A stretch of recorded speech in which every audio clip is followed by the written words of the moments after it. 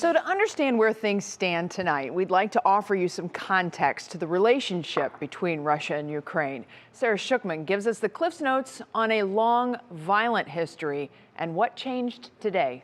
Ukraine declared its independence in 1991 with the fall of the Soviet Union, but its history goes back centuries. There's a lot of history there. Former professor and Army Colonel Dr. Stephen Olewich. I really do believe we need to step back and be very mature and rational and face the realpolitik that we're in right now. And how did we get here? Ukraine has had centuries of changing borders through war over land and power, coming under Moscow's rule in the late 18th century, then facing a territorial tug of war following World War I when Poland took back most of Ukraine, only to be returned to Soviet control in World War II. As the Soviet Union began to dissolve in the early 1990s, nearly 85% of Ukrainians voted for independence and got their wish.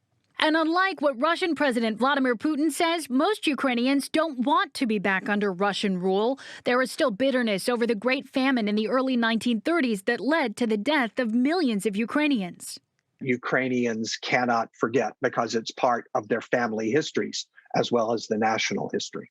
Case Western History Chair Ken Ledford says since Russia's invasion and annexation of the Crimean Peninsula in 2014, Ukraine's efforts towards democracy and NATO membership have been supported by the U.S. and European Union. Ukraine, having been a questionable democracy, has taken significant strides since 2014 to become a real democracy. President Biden said the world would change if Russia invaded Ukraine. Today, a sense of stability is shaken. Going forward, we have to think about things differently, not only with Russia and Ukraine or Russia and the Baltics, but with other powers that have border grievances with bordering countries. Sarah Schuckman, 3 News.